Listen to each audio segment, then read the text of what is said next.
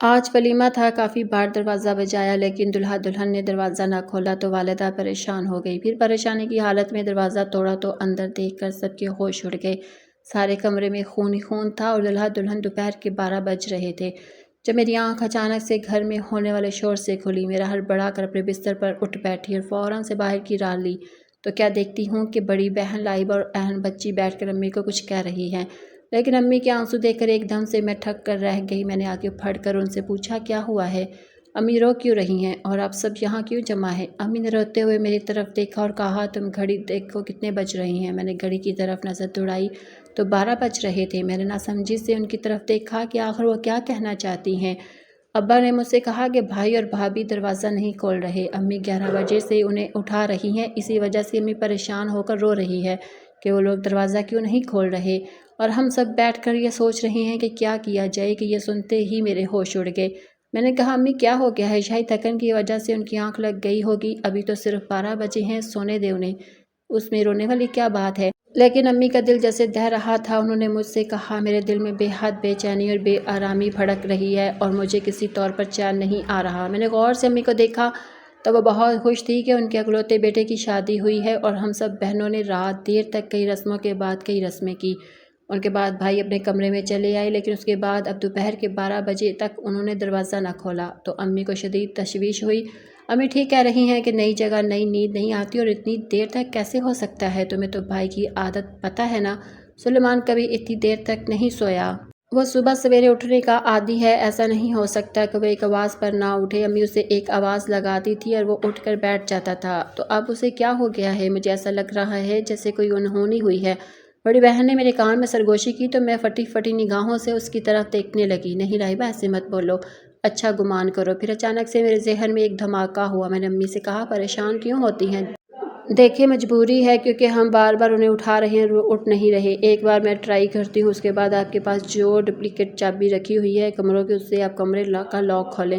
میری بات سن کر تمام بہنوں نے میری تائید کی۔ میں آگے بڑھی، میں نے زور زور سے دروازہ کھٹکھٹا کر کہا کہ بھائی بھابھی، اگر آپ لوگ اٹھ گئے ہیں تو ہمیں جواب دے دیں۔ بے شک دروازہ مت کھولیے گا لیکن جواب دے دیں، امی بہت پریشان ہو رہی ہے۔ میں نے دروازہ اپنی پوری قوت لگا کر کھٹکھٹایا لیکن یہ کیا کوئی جواب نہیں آیا۔ اب تو مجھے بے حد پریشانی ہونے لگی۔ میں نے فوراً امی سے چابی لی اور بڑی بہن سے کہا کہ وہ لاک کھول کر دیکھ لے۔ اگرچہ یہ ادب کے بے انتہا خلاف تھا لیکن امی کی پریشانی کے آگے ہم سب بے بس اور مجبور ہو چکے تھے۔ 12 سے 12:30 ہو گئے تھے اور دلہا دلہن ابھی تک کمرے سے نہیں نکلے تھے کہ ہمارے یہاں انتہا معیوب بات سمجھی جاتی ہے، پر اب مایوسی کی بجائے تشویش کی لہر دوڑ گئی تھی کہ آخر ایسا کیوں ہے؟ کم از کم کوئی باتوں کی آواز، کوئی کھٹ پٹ ان کے کمروں سے کچھ تو آئے۔ کمرے میں بالکل سکون طاری تھا، ایسے جیسے وہاں کوئی موجود ہی نہیں۔ میں نے بڑی بہن کو چابی دی تو انہوں نے چابی لاک میں گھمائی، دروازہ کھلتا گیا اور ایک دم سے تمام بہنوں نے چیخ گونجنے لگی۔ لائبہ اور اہم باجی تو فوراً اسے اندر کی طرف بھاگ گئی۔ میں نے بڑی بہن کا ہاتھ تھام لیا، میرا سر گھومنے لگا۔ امی کی ہمت ہی نہیں رہی تھی کہ وہاں تک آئیں۔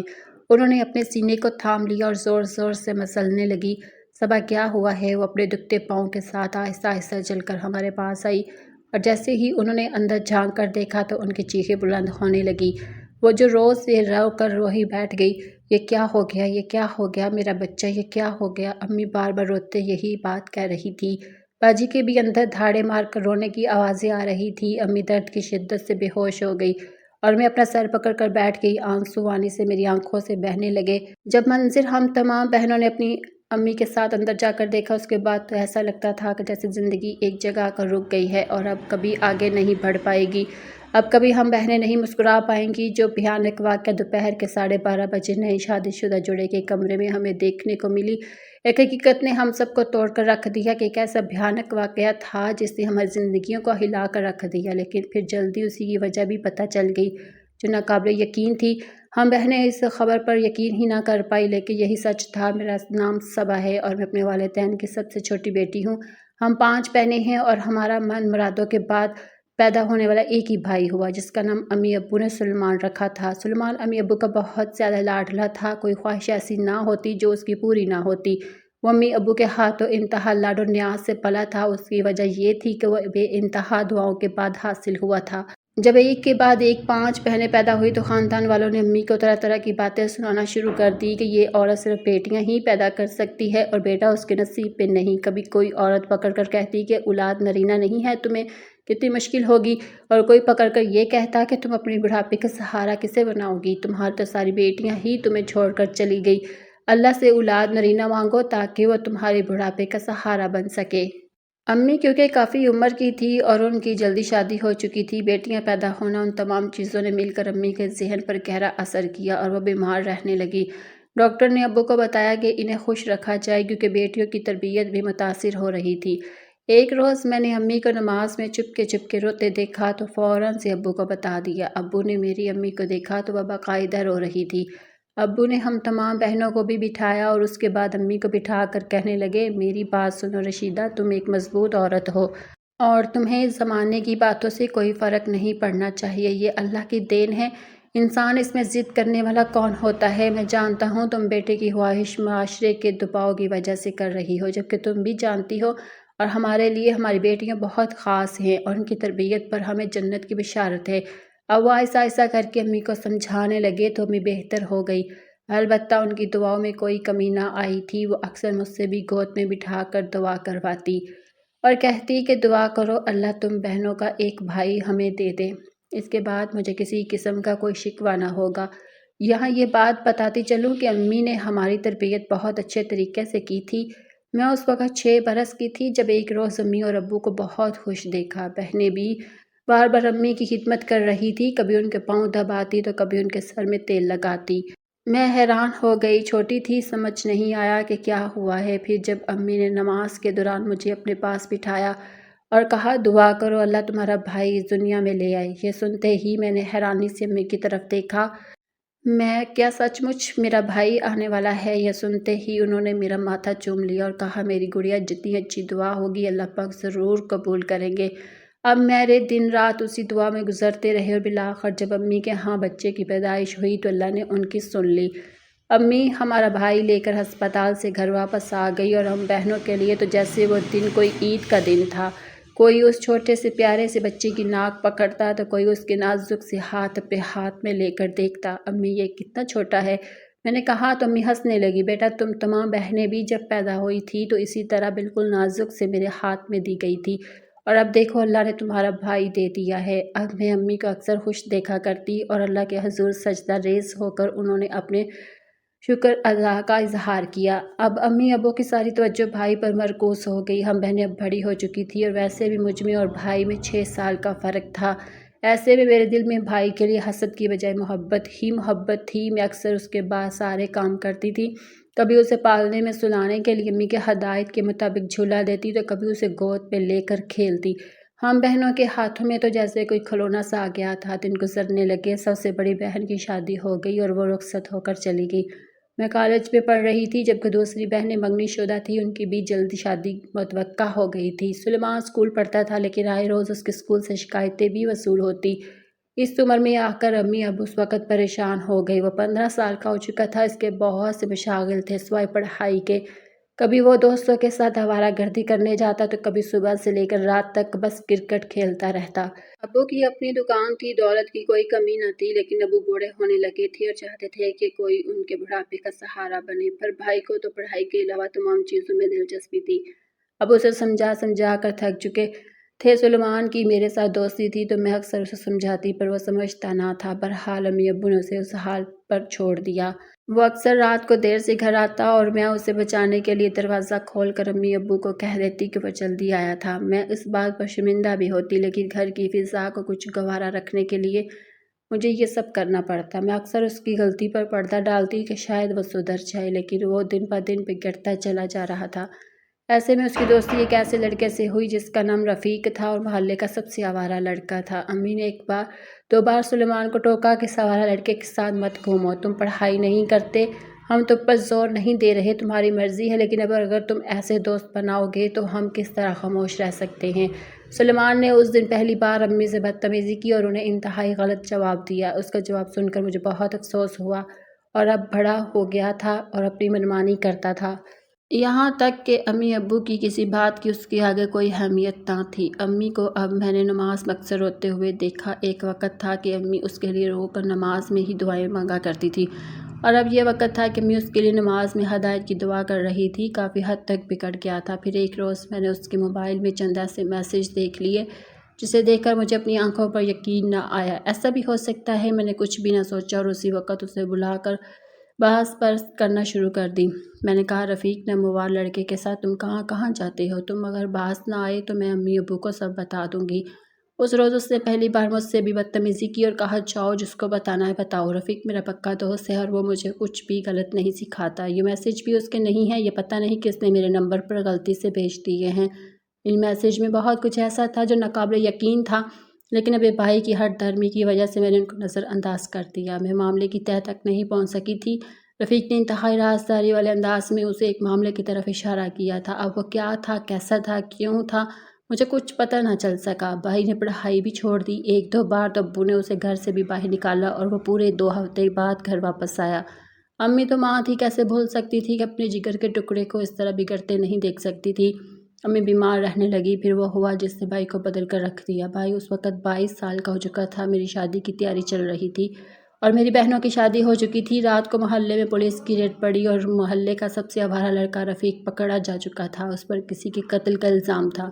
یہ سنتے ہی بھائی کو سطح ہو گیا اور وہ بالکل چپ ہو کر رہ گیا۔ تب ابو نے اسے اپنے پاس بلایا اور کہا، دیکھو میں اسی بات کے لیے تم سے کہتا تھا کہ بری صحبت انسان کو کہاں سے کہاں لا کر کھڑا کر دیتی ہے۔ میں مانتا ہوں رفیق انتہائی آوارہ لڑکا تھا، لیکن اسے بھی آوارہ بنانے میں کسی نہ کسی کا تو ہاتھ موجود تھا۔ ہم تمہارے ماں باپ تمہاری خیر خواہی چاہتے ہیں کہ تم راہ راست پر آ جاؤ۔ رفیق کی زندگی سے سبق سیکھو۔ عمر میں وہ تمہارے جتنا ہے، لیکن اس عمر میں جیل کی ہوا کھا رہا ہے۔ لیکن اس روز بھائی بالکل خاموش ہو گیا اور پھر اس کے اندر آہستہ آہستہ کر کے تبدیلی آنا شروع ہو گئی۔ ہم بہنیں خوش ہو گئی کیونکہ میری شادی شدہ بہنیں بھی جب گھر پر میکے میں تشریف لاتی تو وہ سلیمان کو کہہ دی کہ تم امی ابو کی بات مانا کرو اور انہیں اس عمر میں دکھ نہ دیا کرو کہ جس عمر میں تمہیں ان کا سہارا بننا ہے۔ پھر رفیق والا واقعہ ہوا اور وہ بدل کر رہ گیا۔ اب وہ امی ابو کی بات ماننے لگا۔ امی ابو اس بات پر راضی تھے کہ وہ راہ راست پر آ گیا ہے، لیکن میرے بھائی سے ایک ایسا گناہ ہو گیا جس کی بنا پر وہ جلد پکڑ میں آنے والا تھا۔ وہ گناہ ہم سب کی نظروں سے اوجھل تھا اور ہمارے فرشتوں کو بھی اس کے بارے میں علم نہ تھا، لیکن گناہ گناہ ہی ہوتا ہے اور اگر ان پر انسان شرمندہ نہ ہو تو وہ پھر گھوم پھر کر اس کے سامنے آ کر کھڑا ضرور ہو جاتا ہے۔ سلیمان کے ساتھ بھی یہی ہوا تھا۔ امی ابو کی دعائیں رنگ لائی اور وہ سدھرنے لگا۔ پڑھائی کا وقت تو نکل چکا تھا، اس لیے ابو نے اپنے جانے والے کے ذریعے اسے ایک شاپنگ مال میں سیل مین کے طور پر رکھوا دیا۔ وہاں دل لگا کر کام کرنے لگا اور جب اس نے پہلی تنخواہ لا کر امی کے ہاتھ پر رکھی تو وہ خوشی سے رو پڑی۔ انہوں نے اسے گلے لگا کر کہا، بیٹا یہی تبدیلی تو میں دیکھنا چاہتی تھی۔ ایسا نہیں ہے کہ میں پیسوں کے لیے سب کچھ کہہ رہی تھی، لیکن تمہیں محنت کرتا دیکھا اور کامیاب ہوتا دیکھ کر مجھے خوشی ہو رہی ہے۔ انہوں نے آگے بڑھ کر اس کا ماتھا چوما۔ بھائی میں بہت سی تبدیلیاں آئی۔ اب وہ اکثر گھر میں ہی رہتا، باہر دوستوں کے ساتھ جانے کو ترجیح بھی نہ دیتا، گھر میں ہی رہ کر زیادہ تر موبائل فون استعمال کرتا۔ کافی دفعہ میں موبائل پر بات کرتے ہوئے مسکراتے ہوئے دیکھ چکی تھی۔ ایک روز اسے اچھے موڈ میں دیکھا تو اس کے پاس جا کر بیٹھ گئی اور کہا، کیا بات ہے، آج کل بہت زیادہ مسکرا رہی ہو، کوئی لڑکی پسند آ گئی ہے کیا؟ یہ سنتے ہی وہ ایک دم سے میرا منہ دیکھنے لگا جیسے میں نے اس کی دکھتی رگ پر ہاتھ رکھ دیا ہو۔ کیسی باتیں کرتی ہو باجی، ایسا کچھ بھی نہیں ہے۔ لڑکی مجھے بھلا کیوں پسند آئے گی اور وہ مجھے کیوں پسند کرے گی؟ میں تو ایک عام سا لڑکا ہوں جو سیل مین کرتا ہوں، تنخواہ بھی اتنی نہیں۔ وہ اپنی باتوں سے بے حد مایوس نظر آنے لگا۔ اسی دوران اسے امی نے کسی کام سے بلایا تو وہ اپنا موبائل وہیں چھوڑ کر چلا گیا۔ میرے ہاتھ بہترین موقع لگا تھا، میں نے فوراً اسے اس کا موبائل اٹھایا اور میسیج دیکھی تو یہ دیکھ کر حیران رہ گئی کہ وہ کسی لڑکی سے محبت کرتا تھا اور اس کی محبت میں اتنا پاگل پن تھا کہ وہ دن رات اسی سے گفتگو کیا کرتا۔ اس کی گفتگو میں کہیں سے مجھے بھی بے حیا نظر نہیں آئی، بلکہ وہ صحیح معنوں میں اس کا دیوانہ ہو چکا تھا۔ وہ واپس آیا تو مسکرا کر اسے دیکھنے لگی۔ اس نے مجھے دیکھ کر کہا، میں جان گیا ہوں کہ آپ نے میرے موبائل میں جھانک لیا ہے، لیکن خدا کا واسطہ ہے کسی کو نہ بتائیے گا۔ میں اس کی احتیاط دیکھ کر حیران ہوئی کہ کیا ہوا نہ بتاؤں؟ امی کو تو بتاؤں گی نا، جب بتاؤں گی تو بات آگے بڑھے گی، نہیں بتاؤں گی تو پھر تم اس کے غم میں روتے ہی رہنا۔ اس نے میری بات سنی تو وہ مجھے روکتا رہ گیا، لیکن میں بھی اس کی بہن تھی۔ امی ابو کے کمرے میں جا کر میں نے ان سے کہا، سلیمان کسی لڑکی کو پسند کرتا ہے اور اس سے شادی کرنا چاہتا ہے۔ امی ابو خوب حیران ہوئے اور ابو کے چہرے پر غصے آثار نمایاں ہوئے۔ انہوں نے مجھے کہا سلیمان کو میرے کمرے میں بھیجو۔ میں ڈر گئی کہ بھائی مجھ پر غصہ کرے گا، نہ جانے کیوں جذبات میں آ کر میں نے یہ فیصلہ کیا، اور پھر ڈرتے ڈرتے بھائی کے پاس آئی۔ اس نے کہا ابو تمہیں بلا رہے ہیں۔ وہ ان کے پاس گیا تو ابو نے اسے نرمی سے سمجھانا شروع کیا کہ جب مناسب وقت ہوگا اگر وہ لڑکی بہتر ہوئی تو تمہاری شادی کر دی جائے گی۔ ابھی تم صرف خود پر دھیان دو، دوبارہ پڑھائی شروع کرو، اس قابل ہو جاؤ کہ تم ایک لڑکی کی ذمہ داری اٹھا سکو، تو پھر میں اس لڑکی کے ساتھ تمہیں بیانے میں بالکل بھی رکاوٹ نہیں ڈالوں گا۔ ابو کا یہ تسلی بخش جواب سن کر میں نے پہلی بار اس کی آنکھوں میں آنسو دیکھے تھے۔ شاید وہ اس لڑکی سے سچ میں محبت کرتا تھا۔ میں نے اس سے کہا میں لڑکی سے ملنا چاہتی ہوں، اس کا نام تو مجھے بتاؤ، کیا نام ہے؟ تب اس نے مجھے لڑکی کا نام، گھر کا پتہ بھی بتا دیا۔ لڑکی کا نام فرح تھا اور وہ شاپنگ مال کے پاس ہی کسی بلڈنگ میں فلیٹ میں رہتی تھی۔ میں نے ایک دن چپکے سے بھائی سے کہا کہ میں اس لڑکی کے گھر جانا چاہتی ہوں، کیا پتہ کہ تمہاری بات بن جائے اور تم جو امید پر جی ہے وہ حقیقت بن جائے۔ بھائی نے میری بات سنی تو رضامند ہو گیا اور میں اس لڑکی کے گھر اس کی دوست بن کر گئی۔ میں نے اس سے باتوں ہی باتوں میں بتایا کہ سلیمان کی بہن ہوں اور تم سے ملنے آئی ہوں، اگر تم مجھے پسند آ گئی تو میں اپنی امی ابو کو منا لوں گی اور یوں تم دونوں کی شادی میں رکاوٹ نہیں ہوگی۔ یہ سنتے وہ حیرانی سے مجھے دیکھنے لگی، نہ جانے کیوں اس کا رویہ مجھے پھیکا پھیکا سا لگا۔ اگر وہ سچ میں سلیمان کو پسند کرتی تو پھر وہ مجھ سے گرم جوشی سے ملتی، لیکن پھر میں اپنے بھائی کی خوشی کے لیے میں نے گھر آ کر اس کی تعریف میں زمین و آسمان ایک کر دیا۔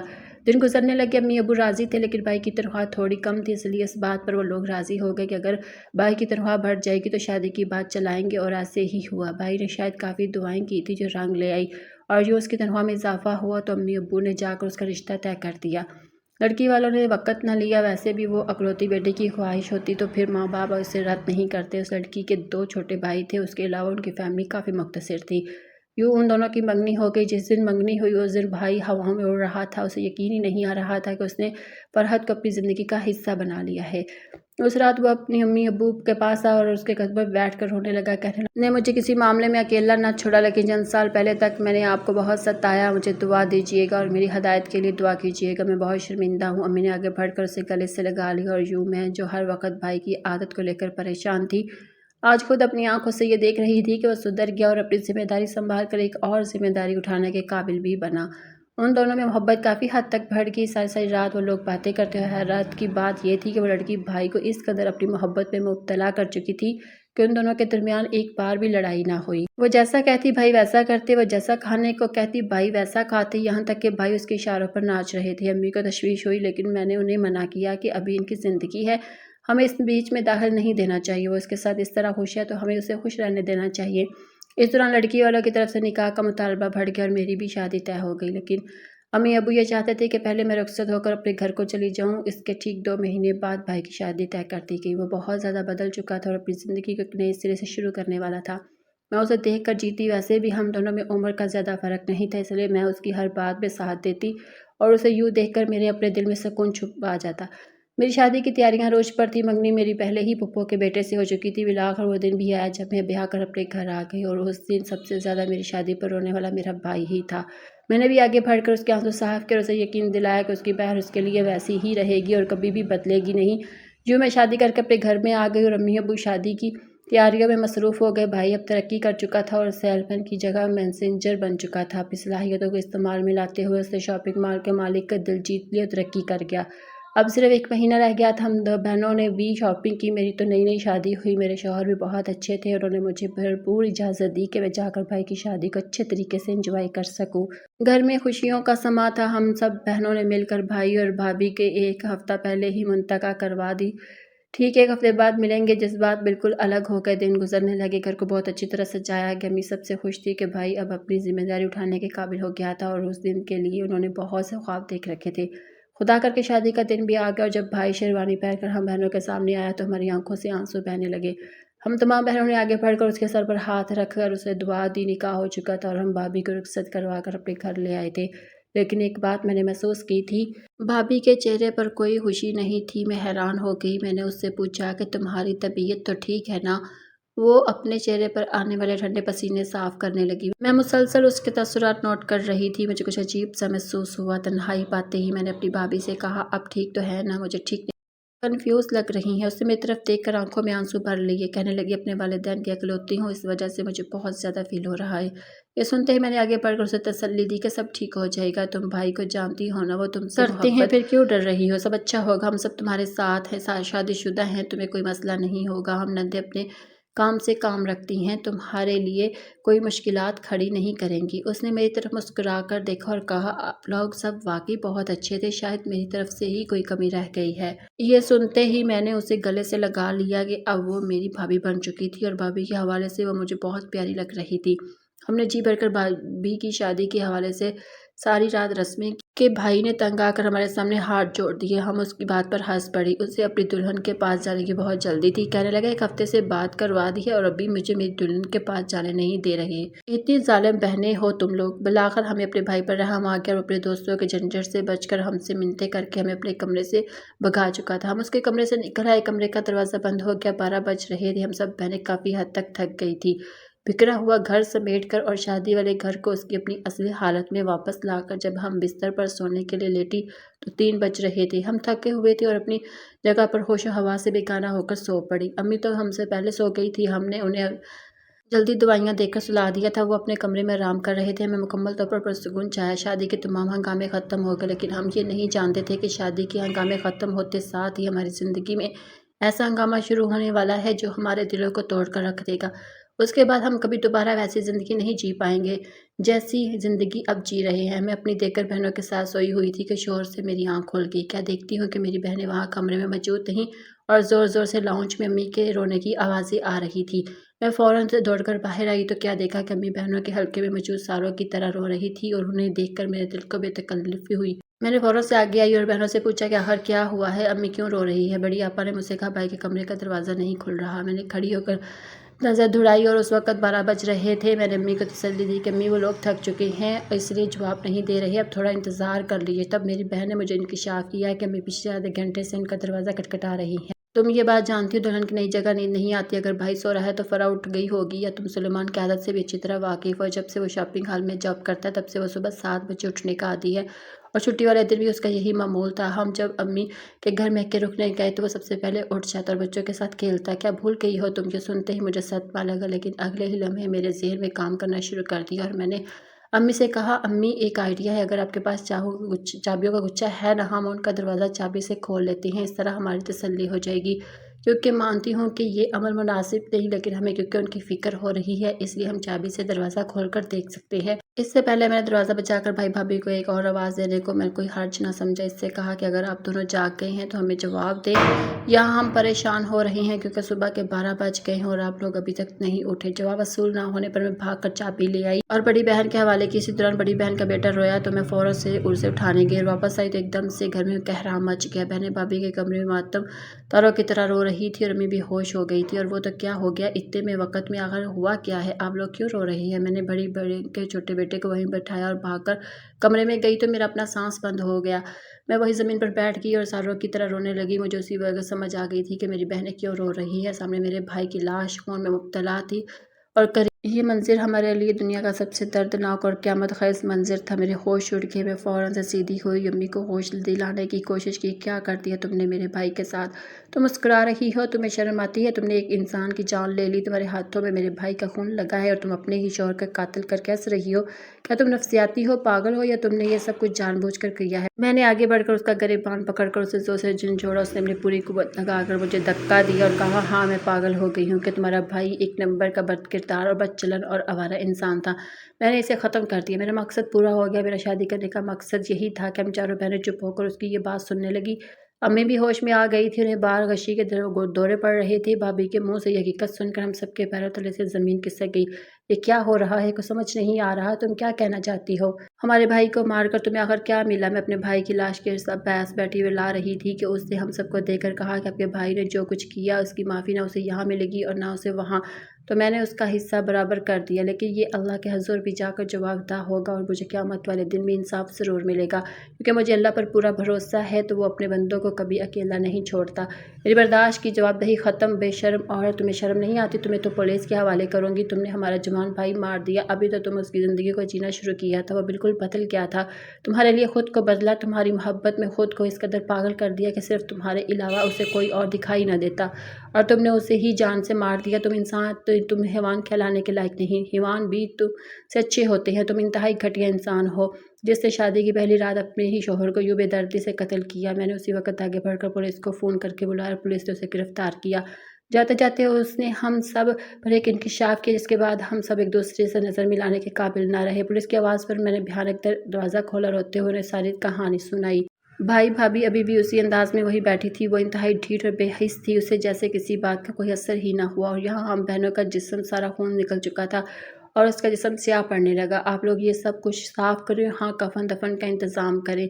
मैयत की हालत काफ़ी हद तक बिगड़ी हुई है। पुलिस ने हमें हदायत की तो हम बहनों आगे बढ़कर कांपते हाथों के साथ उसकी मैयत को उठाया। हमारा दिल धाड़े मार कर रो रहा था और अम्मी तो जैसे खला में घूम रही थी, उस पर सता तारी हो गया। ये सब कुछ तुमने अच्छा नहीं किया, हमारी हंसी बसी फैमिली को तुमने क्या से क्या बना दिया। इसी दौरान अब वो अंदर से दाखिल हुए तो ये मंजर देखा तो उसके सीने में बेहद दर्द उठा। कहने लगे कि मैं क्या देख रहा हूँ, अपने ही सामने अपने जवान बेटे का जनाजा देख रहा हूँ, कैसे हुआ, ये सब किसने किया। तब अब्बू की बहू उनके सामने चलकर एतमाद के साथ आई और कहा यह सब कुछ मैंने किया, क्योंकि मैंने बदला लेना था। बदला कैसा बदला? तुमने ज़रा बराबर भी हया ना थी कि तुमने बदला लेने में उसकी जान से ही मार दिया। हाँ, क्योंकि उसने भी तो किसी की जान ली थी। इसने मेरी बहन का रेप करके उसे जान से मार दिया था। ये 7 साल पहले की बात है, जब आपका बेटा सिर्फ 16 साल का था। अगर आप लोग इसकी तरबियत नहीं कर सकते तो फिर इसे किसी और के लिए तो ना छोड़ें। इस शख्स ने मेरी बहन को जिंदा ज़मीन में गाड़ दिया और सब लोग मुझसे ये सवाल कर रहे हैं कि मैंने ऐसा क्यों किया, जबकि मुझे तो आप लोगों की शक्लें देखकर लग रहा है कि आपको इस बात के बारे में इल्म ही नहीं। अब वो वही सर पकड़ कर रोने लगे। भाई ने जब वो 16 साल का था और फराह की बहन से ज्यादती की, तब हमें याद आया कि उस वक्त वो रफ़ीक के साथ हुआ करता था और उसी के साथ आवारागर्दी करके घर में भी सबसे ज़्यादा बदतमीज़ी करता। यही वो दिन था जब उसने रफ़ीक के साथ मिलकर लड़की से ज्यादती की और फिर उसका कत्ल भी कर दिया। ये इंतहा बड़ा गुनाह था कि हम लोग तसव्वुर भी नहीं कर सकते थे। भाई को कफन दफन दे दिया गया और उसे दफनाने का इंतज़ाम करके हम उसका मातम मनाने लगे। लड़की को हमने पुलिस के हवाले कर दिया, न जाने क्यों, लेकिन उस लड़की की किसी भी बात पर हमें यकीन ना आ रहा था। हो सकता है यह खुद किसी और को पसंद करती हो और भाई इसके पीछे पड़ गया हो तो इसने बदला ले लिया हो। बड़ी बहन ने कहा तो मैंने इस बात की तायीद की, लेकिन फिर हम सब पर क़यामत टूट पड़ी जब इसका लगाया गया इल्ज़ाम दुरुस्त साबित हुआ। वह जेल की सलाखों के पीछे थी। इस दौरान भाई का दोस्त रफ़ीक जो आवारा था और जिसके साथ मिलकर भाई ने यह सारी कार्रवाई की थी, वो रो रहा कर जेल से वापस आया तो अब्बू उसे अपने घर पर ले आया और उसके सारी बात पूछी। वो सर झुका गया, कहने लगा अंकल मैंने अपने सारे गुनाहों पर तौबा कर ली है और अपने हिस्से की सज़ा भी काट कर आ गया हूँ। आपका बेटा तो नेक था, लेकिन मैंने ही उसे आवारा कर बनाया और उस लड़की का रेप करने में आपके बेटे का साथ दिया। मैंने उसे उसी वक्त काफ़ी मना किया। मानता हूँ कि मैं भी काफ़ी हद तक बिगड़ा हुआ लड़का था, लेकिन उस वक्त ये एडवेंचर को सूझा। लड़की अपने को जग से घर जा रही थी। हमने उसे दोस्ती का बहाना करके साइड पर ले आया और अपने आने का फ़ायदा उठाकर उसकी इज्जत लूटी। मैं तो सिर्फ पहरेदारी कर रहा था ताकि हमें कोई देख ना ले, लेकिन लड़की काफ़ी हद तक ज़ख्मी हो चुकी थी और मरने के करीब थी। तब आपके बेटे ने आगे बढ़कर उसका गला दबा दिया और ना वो जिंदा रहे और ना किसी को कुछ कह सके। मैं इस वाक़े का चश्मदीद गवाह था। फिर मैंने नशे की वजह से और ज़्यादा गलत सरगर्मियों में मुब्तला हो गया और मुझे जेल की हवा खानी पड़ी। जहाँ रहते हुए मुझे अंदाज़ा हो गया था कि अब बाहर निकलकर ज़िंदगी को वैसे नहीं गुजारना। मैंने उस दौरान कहा कि तुझे इस लड़की को मारना नहीं चाहिए था।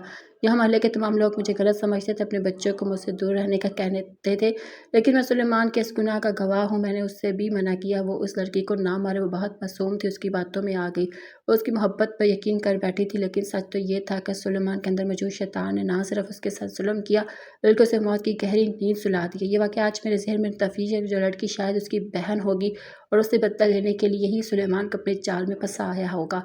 सुलेमान उसकी मोहब्बत के जाल में आकर और उससे जिन्होंने मोहब्बत कर बैठा। शादी की पहली रात हुई तो उस लड़की ने मौका का फ़ायदा उठाया और सुलेमान से अपना बदला पूरा कर लिया।